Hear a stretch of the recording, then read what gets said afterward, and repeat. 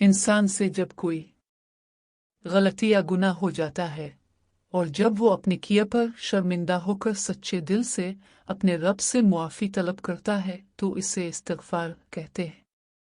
जो इस्तिग़फ़ार करने को अपने ऊपर लाजिम करेगा तो अल्लाह उसको हर तंगी से निकलने का एक रास्ता अता फरमाएगा और हर गम से निजात देगा और ऐसी जगह से रोज़ी अता फरमाएगा जहाँ से उसको गुमा भी नहीं होगा। लोग अक्सर सादा लेकिन ताकतवर दुआ की अहमियत को भूल जाते हैं। इस्तिग़फ़ार यानी मैं अल्लाह से मुआफ़ी चाहता हूँ। इस्तिग़फ़ार राहत और खुशी का दरवाज़ा है। जब भी आप किसी परेशानी में हो इसका विर्द शुरू करें और इंशाअल्लाह ये आपको आपकी परेशानियों से निकाल कर आपको परसुकून हालत में डाल देगा और आपको खुशी देगा।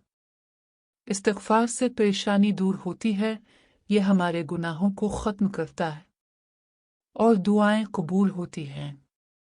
इस्तिग़फ़ार रहमत के दरवाज़े खोलता है। इस्तिग़फ़ार इल्म के दरवाज़े खोलता है। इस्तिग़फ़ार आपको राहत देता है।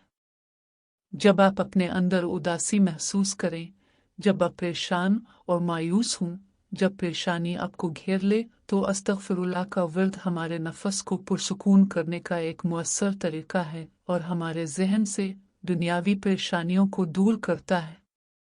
रसूल अल्लाह ने फरमाया जो शख्स अल्लाह से मुसलसल इस्तिग़फ़ार करता है अल्लाह इसके लिए हर तंगी से निकलने का रास्ता और हर परेशानी से निजात का ज़रिया बना देता है और इसे ऐसी जगह से रिज़्क़ देता है जहाँ से इसे गुमान भी नहीं होता।